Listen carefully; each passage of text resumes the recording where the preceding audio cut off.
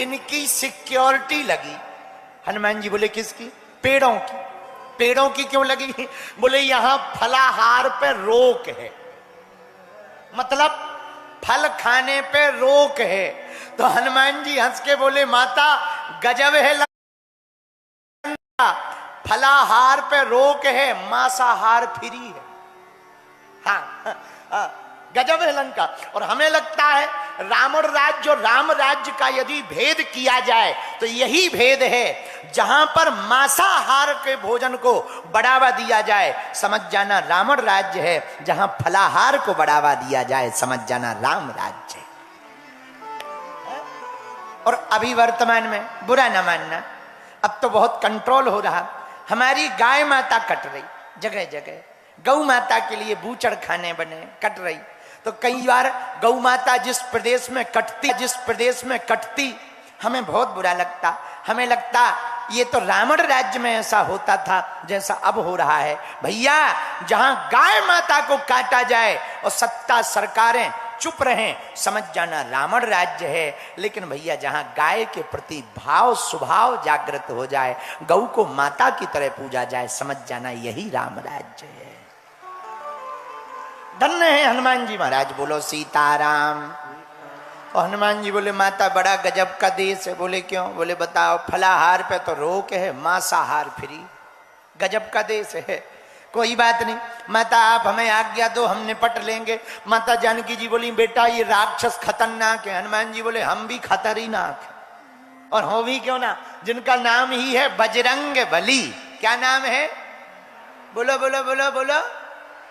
अच्छा, बजरंग बली का मतलब क्या? जिसका शरीर वज्र की तरह हो वो है बजरंग।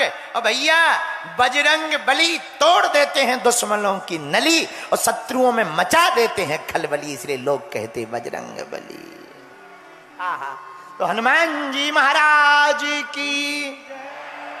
माता आप हमें आज्ञा दो, हम जाएंगे। कहां? फल खाने। ठीक है जाओ। बेटा रक्षक हैं, सिक्योरिटी गार्ड। हनुमान जी बोले तिनकर भय माता मोह नाही, हमें भय नहीं है, हम निपट लेंगे। हनुमान जी गए। अब हनुमान जी गए तो हनुमान जी को जाने क्यों दिया? माता जानकी जी ने एक उपाय बताया। पूछो क्या? पूछो क्या? दोहा पढ़िए।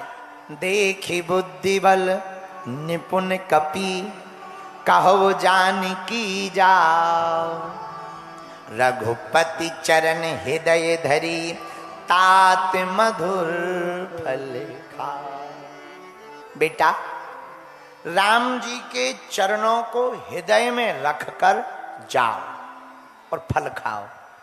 यहां समझना,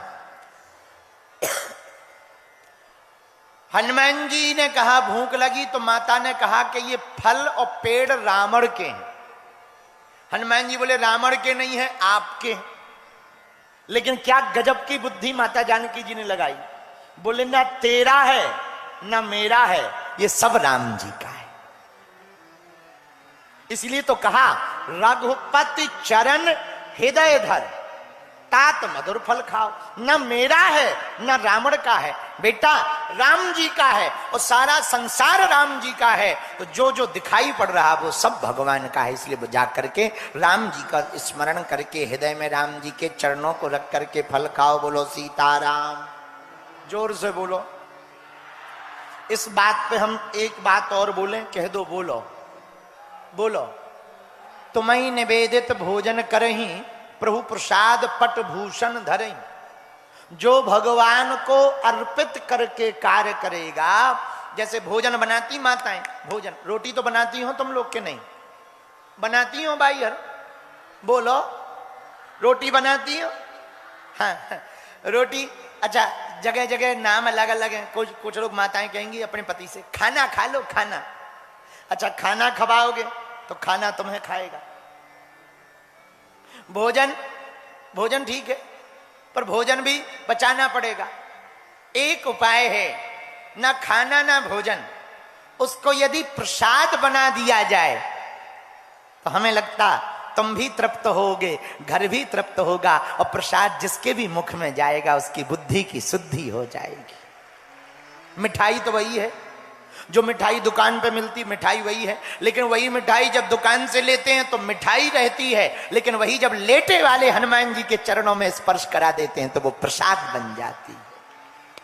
और फिर प्रसाद पबाओ, हा। और प्रसाद किसी को शुगर हो तो वो मिठाई छूता नहीं, प्रसाद दो, प्रसाद ले लो, हाँ थोड़ा सा ले लेते हैं तो प्रसाद रूप में ले लेते हैं। ऐसे ही रोटी, कुछ माताएं होती हैं, देखो माताओं बुरा ना मानना, हमें 3 दिन यहीं रहना है, गाली ना बकना, लेकिन हमें रहा नहीं जा रहा, पेट में खुजली हो रही है।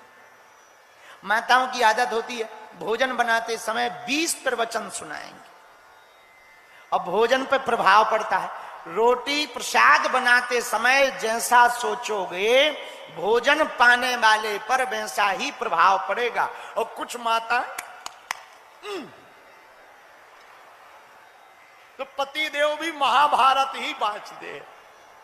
बढ़िया प्रसाद जब बनाए, रोटी बनाए तो राम जी का नाम लें, सीताराम हनुमान सीताराम हनुमान, जय बालाजी की। बढ़िया एक रोटी बनाएं, सीताराम सीताराम, तवा पे रखें, सीताराम सीताराम, चूल्हे में लगाएं, सीताराम सीताराम। इसके बाद जब बन जाए फिर रखें, सीताराम सीताराम। देखो कितना बढ़िया है, भजन का भजन, काम का काम, आराम का आराम। लेकिन माताओं की आदत, अब आजकल वो चल गए, कान में लगा लेती, रोटी बनाती है, हे जय हो माता, फिल्मी गीत लगे हैं, फलाना बदनाम हुआ ठिकाने के लिए, और रोटी बन रही। अब बताओ वो प्रसाद जो पाएगा उस पर क्या प्रभाव पड़ेगा, हनुमान जी ही बचाएं। माताओं हमारी प्रार्थना है जब भोजन बनाए तो भोजन भोजन की तरह नहीं, प्रसाद की तरह बनाए। अच्छा प्रसाद में कितने अक्षर हैं बताओ, बोलो बोलो, तुम तो पढ़े लिखे हो, कितने हैं?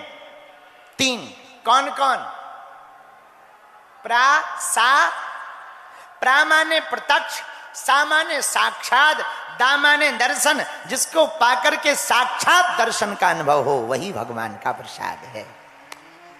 इसीलिए जब भी प्रसाद बनाए तो प्रसाद ना बनाए, पहली थाली। पहले के जमाने में माताएं रोटी बनाया करती थी तो पहली रोटी गाय को और लास्ट की रोटी कुत्ता को।